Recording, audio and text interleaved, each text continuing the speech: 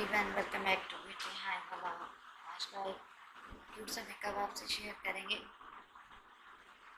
Hopefully के beginners को complete समझ आ जाएगी और प्रोडक्ट्स जो भी आपके पास अवेलेबल हो आप उसको यूज़ कर सकती हैं। इसमें ऐसा कोई इशू नहीं है कि ना ही प्रोडक्ट आपने यूज़ करनी है।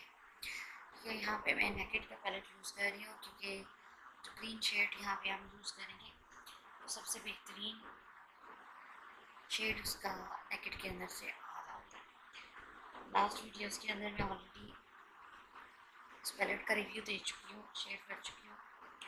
आप चाहें तो उसको देख सकते हैं।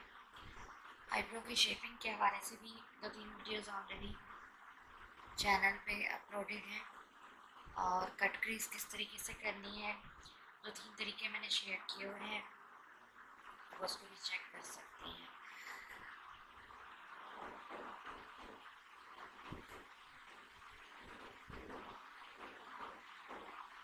बाकी जो भी क्वेश्चन होता है आप ज़रूर कमेंट सेक्शन में पूछिए, इंशाल्लाह इन्फॉर्म कर देंगे आपको।